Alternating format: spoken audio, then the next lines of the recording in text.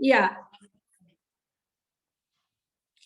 तो हम बात कर रहे थे कि हमने किस तरह से मेडिसिन तक, बेस्ट सिलेक्टेड मेडिसिन तक या सिमिलिमम तक पहुंचना है।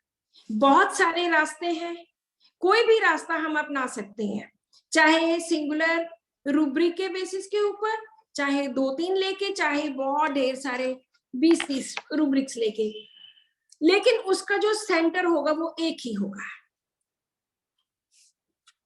इसमें हमने 3-4 चीजें नहीं देखी है। पहली बात कि हमने ये सब प्रेजुडिस जो बने हुए थे हमारे दिमाग में कि ये एक्यूट मेडिसिन है, ये क्रॉनिक मेडिसिन है, ये इंटरकरेंट मेडिसिन है, वो हमने सब खत्म कर दिए है। ये मैं अपना पिछले 25-30 साल के एक्सपीरियंस के बेसिस के ऊपर बता रही हूँ। हो सकता है कुछ लोग मेरे साथ एग्री ना करें, लेकिन फिर भी हमने ये जितने भी प्रेजुडिस जो हमारे दिमाग में बने हुए थे कि कोई भी मेडिसिन, ये मेडिसिन बेलाडोना है, ये एक्यूट केसेस में काम करेगी, ये क्रॉनिक केसेस में मेडोरिनम इंटरमिटेंट में काम करेगी या ट्यूबरकुलाइनम करेगी। सो ये हमने सब चीजें रिमूव कर दी, क्योंकि अगर मैं बेलाडोना से एक कैंसर का पेशेंट ठीक कर सकती हूँ जो 20 साल से आज भी जिंदा है, तो कहाँ गई उसकी एक्यूटनेस? हमने बहुत बार एकोनाइट में परसीवरेंस है, बहुत बार इसमें hopeful and alternating with despair, इसमें क्रॉनिक से क्रॉनिक पेशेंट देखे हैं और एकोनाइट की सिंगल डोज से हमने उनको ठीक होते देखा है। तो कहाँ गया वो एक्यूट वाला कि ये 3 दिन तक इफेक्ट करेगी या 4 दिन तक? कोई भी मेडिसिन अगर बेस्ट सिलेक्टेड है तो वो उसकी एक डोज ही उसको 100% ठीक कर सकती है, जो हमने अपने एक्सपीरियंस से देखा है। बहुत ऐसे केसेस हैं। एक सोरियासिस का केस है जो मैंने चाइना से ठीक किया। वो 40 साल वाला केस था। 40 साल से the patient was suffering from psoriasis. हमारी दवाइयां तो बहुत कारगर चीजें हैं, बहुत ज्यादा, सिर्फ इनको समझने की जरूरत है, तुक्केबाजी नहीं। इनको पढ़िए, इनको समझिए, इनके किंग पिन्स जानिए कि हर मेडिसिन कहाँ पे खड़ी होती है। हायोसेमस को हमेशा बिट्रेड का, उसके साथ धोखा हो जाने का खतरा रहता है। कॉकुलस को हमेशा एक कॉम्प्रोमाइजिंग पर्सन माना गया है। ओपियम में हमेशा फियर एक्स्ट्रावेजेंस होता है। चलो ओपियम के एक और बहुत सुंदर केस की बात करती हूँ। एक बार मेरे फादर साहब को, ये केस मेरे जहन के बहुत क्लोज है क्योंकि मेरे फादर साहब के साथ रिलेटेड है। तो एक बार 4-5 साल पहले की बात है, हम लोग सिंगापुर गए अपनी बेटी के पास। तो वहां पे मेरे फादर साहब को हार्ट अटैक हो गया। उनकी सारी चेस्ट में, उनकी बाजुओं में, उनके सिर में बहुत सीवियर दर्द हो रहा था, लेकिन मुझे ये नहीं पता चला कि उनको हार्ट अटैक हुआ है। मुझे लग रहा था जैसे उनको एसिडिटी हुई है। वो बार बार इरप्टेशंस उनको आई जा रही थी। तो मेरे मदर ने मुझे आधी रात को उठाया कि देखो डैडी को क्या हुआ, उनके बहुत पेन हो रही है। तो मैंने उनको आर्सेनिक एल्बम, जैसे वो बहुत रेस्टलेस थे, बहुत ज्यादा पसीना आ रहा था, मैंने आर्सेनिक 30 की 1-2 डोजेस दे दी कि ये ले लो, लेकिन 10 मिनट तक कोई फर्क नहीं पड़ा। तो वो एक ही बात बोली जा रही थी कि बहुत दर्द, बहुत ज्यादा बर्दाश्त नहीं हो रहा। तो जब ऐसी कंडीशन आती है जिसमें बर्दाश्त नहीं होता, पेशेंट की लिमिट क्रॉस हो जाती है बर्दाश्त करने की, वहां पे हमारी ओपियम मेडिसिन आती है। तो मैंने फटाफट ओपियम निकाली और उसकी एक डोज दे दी। जैसे ही उनको ओपियम 30 की एक dose the, just with in 3-4-5-6 seconds मेरे फादर साहब बोले कि ये ऐसे करके एकदम ठीक हो गई मेरी दर्द। और वो सो गए, रात को सो के जब सुबह उठे तो सुबह उनको लगा कि मैं बहुत थका हुआ हूं, लेकिन बट ही वॉज वेल। थोड़ी देर के बाद उनको फिर वही पेन हुई, फिर उनको मैंने ओपीएम 30 की एक डोज दी। इस ऐसे करते करते उनके 6-7 बार ये वाली पेन हुई, एंड एवरी टाइम इसको ओपीएम 30 ने ठीक किया। नेक्स्ट डे हमारी फ्लाइट थी, हम वापस इंडिया आए। इंडिया आके जब हमने हार्ट स्पेशलिस्ट को दिखाया तो उन्होंने बोला कि इनको तो बहुत मैसिव हार्ट अटैक हुआ है, ये सिंगापुर से कैसे आगे बच गए। ये मेरी दवाई का कमाल था, ये मेरी ओपीएम ने उनको बचा, मैंने नहीं बचाया, ओपीएम ने बचाया उनको, ओपीएम 30 ने। सो फिर यहाँ पे उनकी जब एंजियोग्राफी हुई, उसमें स्टेंट पड़ा उनके।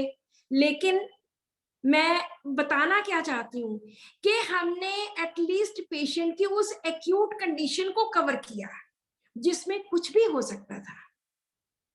तो मैंने अपने फादर साहब को बोला कि आपने मुझे होम्योपैथी करवाई थी, तो आज उसका कर्ज उतरा है। आज होम्योपैथी की वजह से आप बच सके हो, और चाहे मैं किसी और को बचाऊं या ना बचाऊं, लेकिन जो मैंने अपने फादर साहब को बचाया, मुझे लगता है कि ये मेरी जिंदगी की सबसे बड़ी प्राप्ति है। सो अगली बात करते हैं कि जो इसमें पहले तो हमने एक्यूट एंड क्रॉनिक कुछ नहीं लेने, उसके बाद हमने कोई ग्रेड्स नहीं देखने कि इस ग्रेड में, ए ग्रेड में ये मेडिसिन है या बी ग्रेड में ये मेडिसिन है या लेस नंबर्स में है। बिल्कुल नहीं, कोई भी मेडिसिन कहीं भी अगर वो वेल सिलेक्टेड प्लेस में आ गई तो वो एक्ट करेगी ही करेगी। ये नहीं है कि वो तो ए ग्रेड है, बोल्ड लेटर्स में लिखी है तो ये तो पक्का यही देते हैं, नहीं। अगर उसके सिम्टम्स होंगे तभी वो मेडिसिन एक्ट करेगी, अदरवाइज नहीं करेगी। बहुत बार हम लोग फेल होते हैं सिर्फ इन्हीं चीजों के कारण। और इसमें हमने लेना क्या है, हमने पेशेंट की सिंपल सीधी बातें जो वो बोलता है हमने सिर्फ नोट करनी है। I always practice simple homeopathy. मैं कभी बहुत बड़े बड़े शब्द बोल के या बहुत बड़े बड़े थ्योरीज बना के जैसे आम बहुत सारे लोग करते हैं, मैं किसी को कुछ नहीं डराना नहीं चाहती, किसी को कुछ नहीं कहना चाहती। होम्योपैथी बहुत सिंपल है, इसको सिंपल तरीके से पढ़िए, सिंपल तरीके से समझिए और सिंपल तरीके से ही इसको करिए। जब भी हम वेल सिलेक्टेड मेडिसिन पेशेंट को देते हैं तो उसको अपने आप ही 3rd डे 5th डे आराम मिलना शुरू हो जाता है। कुछ दिनों तक उसको अपने आप ही मेंटल लेवल पे उसको लगने लग जाता है कि मुझे पहले से फर्क है। कई बार तो एक डोज से ही बहुत ज्यादा ठीक हो जाता है, लेकिन कई बार धीरे धीरे धीरे धीरे करते करते थोड़े दिनों में फर्क पड़ जाता है।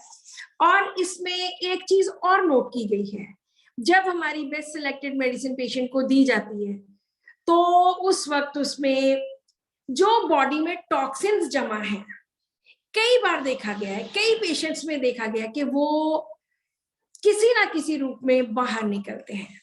मैं आपको रिसेंटली एक केस की बात बताती हूँ। एक मेरे पास एक लेडी आई कि प्रॉब्लम तो उनको था कि उनको हर चीज की, हर बीमारी का डर लगता है। छोटी सी कोई चीज होगी उसको पहाड़ जैसी लगती है। कोई बात, कोई जस्ट एक थोड़ा सा जख्म हो गया, कैंसर हो गया, कहीं कैंसर तो नहीं हो गया। किसी की बात सुन ली, कोरोना फैल गया तो। हर छोटी सी चीज का राई का पहाड़ बनाती थी। तो मेरे पास जब आए तो उन्होंने यहाँ से ही बात शुरू की कि डॉक्टर साहब बात तो इतनी सी होती है लेकिन मैं बहुत ज्यादा डर जाती हूँ, मैं सीधा मैं कैंसर तक ही पहुंच जाती। तो मैंने कहा और कुछ कहते नहीं, बहुत डर लगता है, हर बीमारी से डर लगता है, बस कुछ हुआ नहीं तो कैंसर। तो मैंने उनका, शायद आप सभी के दिमाग में रूब्रिक आ गया होगा, not Calcarea car, yes, delusion, a small hole appears to be a big frightful chasm, कि कुछ छोटा सा होल उसको लगता है इतना बड़ा राई का पहाड़, बहुत ज्यादा छोटी सी चीज बहुत ज्यादा बड़ी लगी, एंड फियर ऑफ कैंसर। तो मैंने उनको अगेरिकस 30 की एक डोज दे दी। वो मेरे पास 2 महीने नहीं आए। 2 महीने के बाद जब आए तो कहते, डॉक्टर साहब मेरे तो सारे फोड़े हो गए, सारे शरीर पे फोड़े हो गए। मैंने कहा दिखाओ। जब मैंने उनकी टांगे देखी, एक छोटी सी फिंसी हुई पड़ी थी एक साइड पे, दूसरी साइड पे छोटी सी और फिंसी। मैंने कहा ये फोड़े कहाँ हो गए, ये तो छोटी छोटी फिंसियां हैं।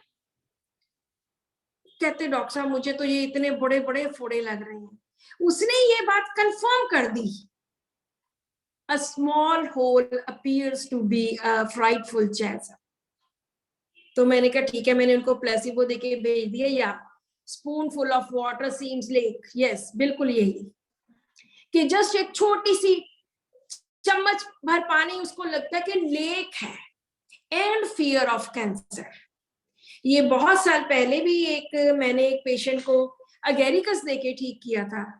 उनको 3 दिन से उनके गले में प्रॉब्लम थी, गला दुख रहा था, 3 डेज से, 2 या 3 दिन हुए थे।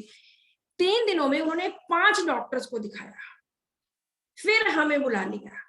जब मैं और मेरे हस्बैंड वहां पहुंचे तो इतनी रिपोर्ट्स की इतनी बड़ी उन्होंने फाइल थमा दी। मैंने कहा जी कितने दिनों से बीमार हो? मुझे लगा शायद महीने 2-3 महीने हो गए होंगे। कहते जी परसों से। मैंने कहा ये क्या है? कहते मैंने 6 डॉक्टर्स को दिखा दिया और जितने जितने टेस्ट बोले जा रहे हैं मैं सब टेस्ट करवा लिए। तो तब मैंने ये फिर यूज किया delusion, a small hole appears to be a big chaser. मैंने कहा जी ऐसे क्यों किया आपने, क्या हो क्या रहा है, लग क्या रहा है आपको? कहते मुझे कैंसर से बहुत डर लगता है। मैंने वहां कोई हायर समझ नहीं दी, मैंने कोई बिट्रेड वाला कुछ नहीं देखा, क्योंकि फियर ऑफ कैंसर में बहुत सारी मेडिसिन हैं, हर मेडिसिन अपने तरीके से रिएक्ट करती है। तो उनको मैंने अगेरिकस दी और अगले ही दिन उन्होंने बोला कि डॉक्टर साहब मैं तो बिल्कुल 100% आपकी मेडिसिन से ठीक हो गया। सो जब मेडिसिन वेल सिलेक्टेड हो तो वो हर कंडीशन में, चाहे एक्यूट हो, चाहे क्रॉनिक हो, चाहे शॉर्ट एक्टिंग मेडिसिन हो, चाहे लॉन्ग एक्टिंग मेडिसिन हो, चाहे ग्रेड 1 में हो, चाहे 2 में, चाहे 3 में, किसी भी में भी हो, वो एक्ट करेगी ही करेगी। और पेशेंट की हम प्रेजेंट, प्रीडोमिनेंट एंड परसिस्टेंट उसकी स्टेट लेते हैं कि कौन सी स्टेट है। सो आज के इस वेबिनार में जो सबसे इंपॉर्टेंट चीज जो मैं आपको बताना चाहती थी वो ये है कि आपको रूब्रिक्स की और आपको मेडिसिन की नॉलेज होनी चाहिए। रूब्रिक्स पढ़ने, मैंने पीछे कोई पेड कोर्स स्टार्ट किया तो मैंने उसका नाम रखा स्टडी ऑफ रूब्रिक्स। तो उसमें कुछ डॉक्टर कहते नहीं रूब्रिक मत पढ़ाओ, आप केसेस पढ़ाओ। मैंने कहा ठीक है। मैंने 3 दिन केसेस डाले और 3 दिनों में किसी ने भी वो रूब्रिक्स नहीं पकड़े जो मैंने केसेस में बताने चाहिए थे। मैंने कहा जब आपको रूब्रिक्स ही नहीं पता, रूब्रिक्स की नॉलेज होनी, सिम्टम्स की नॉलेज होनी, उसको कैसे पकड़ना है, पेशेंट की उंगली पकड़ के कैसे उसके साथ साथ चलना है, जब तक हम वो नहीं समझेंगे तब तक जितने मर्जी कोई केस बताई चले कोई फर्क नहीं पड़ने वाला। जो केस मेरा है, मेरे से ठीक हुआ है, उसकी नॉलेज मुझे होगी। आप पढ़ के एक केस तो ठीक कर सकते हो, लेकिन हर टाइम वैसा केस आपके पास नहीं आएगा। सो अभी तक जो हमने किया उसमें अगर किसी को भी कोई क्वेरीज है, कोई क्वेश्चंस पूछना चाहते हैं तो 1 by 1 आप लोग पूछ सकते हैं।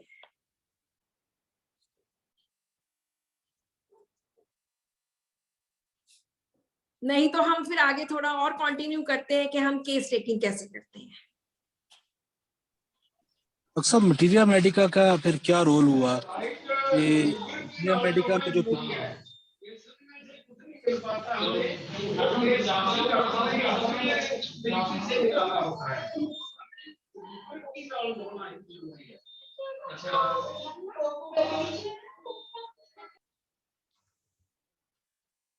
मैम, आप कंटिन्यू करें, केस टेकिंग पे बात कर लें। ओके, चलो अब हम करते हैं एक जनरल केस टेकिंग हमने कैसे करनी है। ये हमने अपनी बुक होम्योपैथी एंड माइंड में भी लिखी हुई है, तो होम्योपैथी एंड माइंड बुक भी आप ले सकते हो, इंग्लिश, हिंदी, पंजाबी तीनों लैंग्वेजेस में है। तो उसमें हमने स्टार्टिंग में एक छोटा सा सिंपल सा फॉर्मेट लिखा है। ये नहीं कि वो हर केस में सूट करेगा, लेकिन इन जनरल। सो सबसे पहले जब भी कोई पेशेंट आता है तो हम उससे पूछते हैं क्या बीमारी है, और तो पेशेंट बोलेगा 2 दिन से, 4 दिन से, महीने से, साल से, उसके अकॉर्डिंगली फिर हम नेक्स्ट क्वेश्चन पूछते हैं कि आपने इतनी देर से आपको प्रॉब्लम है, 15 दिन से या हफ्ते से या 2 दिन से, तो क्या दवाई ली आपने? तो कुछ पेशेंट्स ऐसे होंगे जो बोलेंगे हाँ जी मैं तो जैसे ही बीमार होता हूँ साथ के साथ दवाई ले लेता हूँ।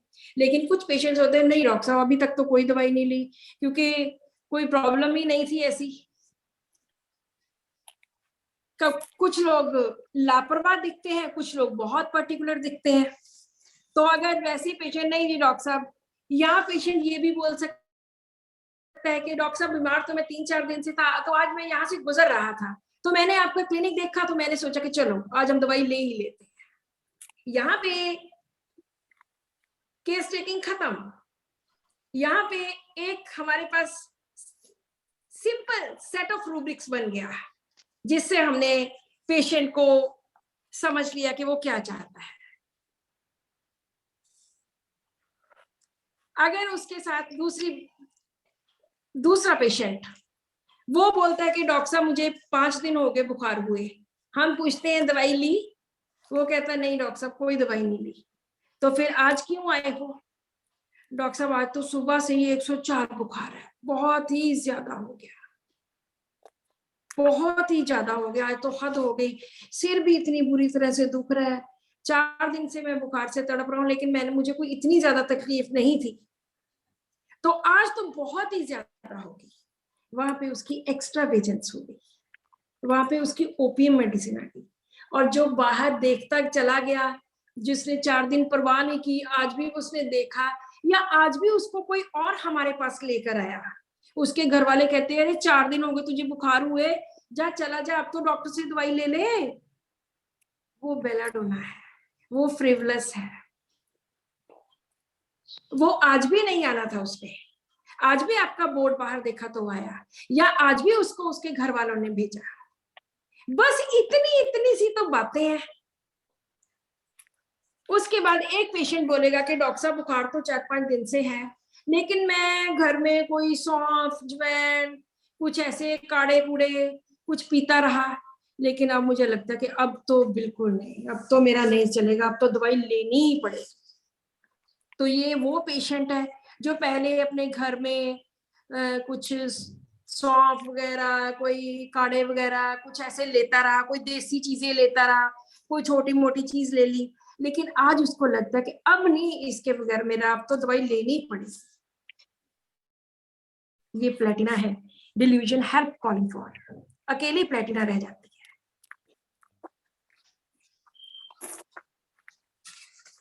इसके अगर हम आगे जाते हैं, एक पेशेंट बोलता है कि हम पूछते हैं कि आपने होम्योपैथी पहले ली है या नहीं ली, तो वो कहता नहीं जी होम्योपैथी तो आज पहली बार लेने आया हूँ, मेरा फ्रेंड है उसके तो जॉइंट पेन्स थी, तो वो आपसे ठीक हुआ, तो उसने मुझे कहा कि आप भी दवाई लेके आओ। हमने पूछा कि आपको क्या प्रॉब्लम है, तो कहता जी मुझे तो माइग्रेन है, मुझे सिर दर्द है, मुझे ये और कोई प्रॉब्लम है। तो उस पेशेंट को, जो उसका फ्रेंड था, उसको कोई और बीमारी थी, उसने जस्ट बताया और इसने विश्वास कर लिया कि ठीक है मैं उसी डॉक्टर से लेके आता हूँ। इसमें फिर 3-4 रूब्रिक्स आ गए। नंबर 1 सुपरस्टिशियस एक वहम नहीं, एक वहम की बीमारी नहीं होती। सुपरस्टिशियस होता है कोई भी इंसान बिना लॉजिक जाने किसी पर विश्वास कर लेता है, अगर वो पेशेंट बोलता कि मेरा फ्रेंड ठीक हुआ, उसके भी घुटने में दर्द था, मेरे भी घुटने में दर्द है, तब हम उसको ऑब्जेक्टिव रीजनेबल लेंगे कि उसके पास एक रीजन है विश्वास करने के लिए। लेकिन जब जैसे किसी ने बोला वैसे ही कि तुमने वहां से दवाई ली मैं भी लेता हूं, तो इसमें क्रेडुलस साथ में आता है। क्रेडुलस होता है लाई लग, तुमने ये सूट लिया मैं भी वहां से सूट लूंगा, तुमने ये किया मैं भी, किसी के पीछे लग जाना। और इसके साथ नेव, नेव होता है भोलापन, कि जैसे किसी ने बोला उसकी बात पे वैसे ही विश्वास कर लिया। तो इसमें भी बेलाडोना तीनों में आ जाती है सुपरस्टिशियस। हमें ये छोटी छोटी चीजें जाननी चाहिए, हमें ये पता होनी चाहिए, नेव, सुपरस्टिशियस एंड क्रेडुलस। फिर बेलाडोना की दूसरी स्टेज भी आती है। एक स्टेज में वो 6 दिनों से सफर कर रहा है, 10 दिनों से सफर कर रहा है, कोई परवाह नहीं कर रहा, मौज मस्ती करी जा रहा है, फ्रेवलस है, सीरियस ही नहीं है अपनी प्रॉब्लम के लिए। लेकिन दूसरा एक और बेलाडोना है जिसको आज ही बुखार हुआ और आज ही भागा भागा कि डॉक्टर साहब फटाफट मुझे दवाई दे दो, बस मैं तो अभी के अभी ठीक हो जाऊं। This is carry desire to be fast, कि मुझे बस फटाफट ठीक कर दो। इसमें 5-6 मेडिसिन है, अब तो शायद बहुत सारी और मेडिसिन भी हमारी रेपर्टरीज में, नई मेडिसिन बहुत ज्यादा ऐड हो रही हैं, तो उससे कई बार हम लोग मैम एक बार क्रेडुलस फिर से समझाइए कि प्लीज। ओके ओके, क्रेडुलस होता है अगर हम किसी भी वर्ड को हिंदी या पंजाबी में या अपनी मदर टंग में समझते हैं तो मुझे लगता है वो हम ज्यादा इजीली समझते हैं। तो इसको बोलते हैं लाई लग, जो किसी के पीछे लग जाता है, किसी पे बिना झट से विश्वास कर लेना, इसको जल्दी से लूटा जा सकता है। क्रेडुलस ऐसा होता है, इसको ठगा जा सकता है, इस तरह का होता है ये क्रेडुलस, क्योंकि किसी की बातों में आ जाता है, इस तरह का क्रेडुलस होता है। जो सुपरस्टिशियस होता है वो बिना लॉजिक जाने, बिना रीजनिंग जाने किसी पे विश्वास करता है। लेकिन क्रेडुलस किसी के पे, तुमने वहां से ली है मैं भी वहीं से लूंगा, तुमने दवाई वहां से ली है मैं भी वहीं से लूंगा, मैं भी वहां जाऊंगा, किसी के पीछे लग जाना। सो दूसरी स्टेज आई बेलाडोना की, carry desire to be fast वाली। इसमें और भी बहुत सारी मेडिसिन है। अगर हम इसको और आगे प्रोब करते हैं और आगे जाते हैं, तो आज दवाई, आज क्यों होम्योपैथी लेने आए, तो वो कहता है कि पहले भी डॉक्टर साहब मैं आपके पास आया था, मैंने आपसे, आपको याद है मैंने आपसे माइग्रेन की दवाई ली थी, मैं तब भी ठीक हुआ था और मुझे उम्मीद है कि मैं अब भी ठीक हो जाऊंगा। अक्सर पेशेंट्स ऐसी बातें करते हैं। इसमें हमारे पास 2 रूब्रिक्स आ जाते हैं, ऑब्जेक्टिव, रीजनेबल। ये बिल्कुल सुपरस्टिशियस के ऑपोजिट है। सुपरस्टिशियस होता है बिना लॉजिक जाने, लेकिन ऑब्जेक्टिव रीजनेबल के पास एक रीजन है, उसके पास एक फैक्ट है कि पिछली बार मैं ठीक हुआ था, तो अब भी मुझे उम्मीद है कि मैं ठीक हो जाऊंगा, होपफुल। तो हमारे पास ऑब्जेक्टिव, रीजनेबल एंड होपफुल में नेटरम्योर रह जाती है। और बहुत बार हम इस तरह से मेडिसिन देते हैं। फिर हमारा नेक्स्ट क्वेश्चन होता है, आपका स्वभाव कैसा है, गुस्सा गुस्सा कितना आता है, क्या करते हो गुस्से में, बोल देते हो, कह देते हो, चुप रह जाते हो। तो पेशेंट फिर अपने गुस्से के बारे में बताने लग जाता है, जैसे गुस्सा आया, बोल दिया, कह दिया। फिर हम पूछते हैं कि उसके बाद पछतावा कितना होता है। एक पेशेंट बोलेगा कि बहुत पछतावा होता है, दूसरा बोलता है कि कोई पछतावा नहीं होता। अगर पेशेंट को साथ के साथ बहुत ज्यादा पछतावा होता है तो हम लेते हैं anger alternating with quick repentance. ये बड़े बेसिक चीजें हैं, ये बड़ी बेसिक चीजें जो मैं बता रही हूँ। डाल दिया। सो anger alternating with quick repentance, साथ के साथ बोल दिया, बच्ची की पिटाई कर दी, थप्पड़ मारा, फिर साथ के साथ ओहो ये मैंने क्या कर दिया, ये गलत हो गया। इसमें 5-7 मेडिसिन है। और अगर पेशेंट को मार दिया, थप्पड़ मार दिया, बोल दिया, गालियां निकाल दी, कह दिया, उसके बहुत देर के बाद, 1 घंटे बाद, 2 घंटे के बाद, सोचने के बाद, एनालाइज करने के बाद उसको लगता है कि यार गलत किया, ऐसा नहीं करना चाहिए था, तब हम वहां पे इंट्रोस्पेक्शन लेते हैं। ये बहुत छोटी छोटी बेसिक चीजें हैं। फिर हम उससे पूछते हैं टीवी म्यूजिक देखना, आजकल तो नेट भी ऐड हो गया है कि नेट पे सर्च करना, ये आपको कितना पसंद है या कितना इन चीजों पे टाइम लगाते हो, म्यूजिक कितना पसंद है, नाचना कितना पसंद है। ऐसे धीरे धीरे धीरे धीरे हम आगे बढ़ते चले जाते हैं। अगर किसी को म्यूजिक बहुत पसंद है, फिर हम पूछते हैं कि म्यूजिक पसंद है, गाने याद हो जाते हैं, नहीं याद होते, गाने गुनगुनाते हो, तो अगर तो वो पेशेंट कहता है कि मुझे म्यूजिक बहुत पसंद है, म्यूजिक एमिलियरेट, मुझे उससे आराम मिलता है, and I become very happy on hearing music, cheerful music from or memory for music. Please अपने आप को म्यूट कीजिए।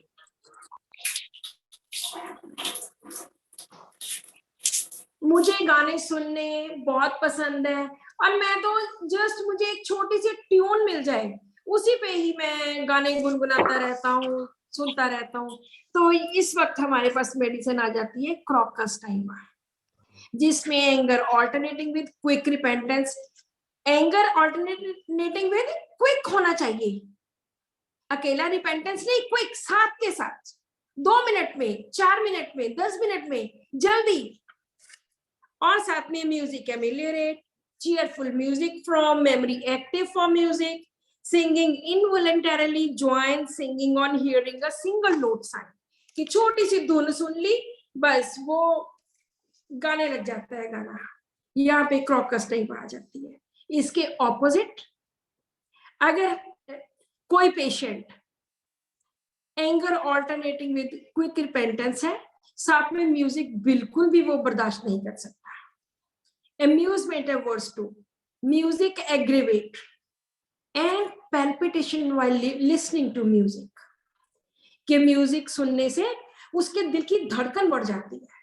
ये लोग अक्सर बोलते हैं कि बच्चे इतनी तेज म्यूजिक लगाते हैं, हम तो कहते हैं कि बंद ही कर दो, मुझे कोई शोर शराबा बिल्कुल पसंद नहीं है, मेरी तो धड़कन बढ़ जाती है जब मैं म्यूजिक सुनती हूँ। लेकिन इसके साथ साथ अगर वो रिलीजियस कोई भजन हो, शब्द हो, कोई हिम्स हो, तो वो उसको बहुत अच्छे लगते हैं। इसमें सल्फर हमारे पास मेडिसिन रह जाती है, जिसमें पैल्पिटेशन होती है और लिसनिंग टू म्यूजिक, लेकिन शब्द वो अच्छे लगते हैं उसको। उसके बाद बहुत सारे ऐसे पेशेंट होंगे जो बोलेंगे नहीं जी नहीं, हम गुस्से में बिल्कुल कुछ नहीं बोलते, चुप कर जाते हैं। फिर हम रीजन जानते हैं कि क्यों चुप कर जाते हैं। एक तो जो कॉकुलस होगा, वो मोस्ट कॉम्प्रोमाइजिंग पर्सन है, वो कहेगा कि मुझे गुस्सा आता है, ये नहीं कि गुस्सा नहीं आता, लेकिन मैं कहता कुछ नहीं, क्योंकि कहने का फायदा ही क्या है। बहुत सारे बुजुर्ग लोग ऐसी बातें करते हैं कि छोड़ो जी, क्या फायदा ही क्या है कहने का, बच्चे को जो मर्जी कह दो, करनी दो, उन्होंने अपनी मर्जी है, सो इसलिए मैं तो कहता ही कुछ नहीं। या बच्चे हैं वो बड़ों को ऐसी बातें करते हैं कि ये तो हमारी बात सुनते तो है नहीं, तो हमने क्या करना है, तो ठीक है, हम तो जैसे हमारा मन करता है हम वैसे करते हैं। So most compromising person recognise reality and accepts it. ये रूब्रिक तो सम डिफरेंट रूब्रिक है जो कि डॉक्टर एम.एल. सहगल जी ने इसको सिंपल वर्ड्स में कन्वर्ट किए। रिकॉग्नाइज रियलिटी, रियलिटी को, सच्चाई को जानते हुए, रियलिटी को पहचानते हुए, एंड एक्सेप्ट इट, और उसको मान जाना, मना लेना, उसको एक्सेप्ट कर लेना, इसमें कॉकुलस रह जाती है। और हर रोज हम पता नहीं कितने कॉकुलस के पेशेंट्स देखते हैं। ये वो लोग होते हैं जो कंटेंटेडली, हैप्पीली सभी सिचुएशंस में, चाहे वो बुरे हालात हो चाहे अच्छे हो, वो कॉम्प्रोमाइज करते हैं। लेकिन दूसरे कुछ और लोग ऐसे भी हो सकते हैं जिनको गुस्सा चढ़ता है, लेकिन वो मजबूर इतने हैं कि वो बोल ही नहीं सकते, वो कह ही नहीं सकते कुछ। तो वहां पे हेल्पलेसनेस फीलिंग आ जाती है कि डॉक्टर साहब मैं तो कुछ कह ही नहीं सकता, मैं तो डरता ही बहुत हूँ, मुझे लड़ाई बिल्कुल अच्छी नहीं लगती, मैं तो बहुत डर जाता हूँ।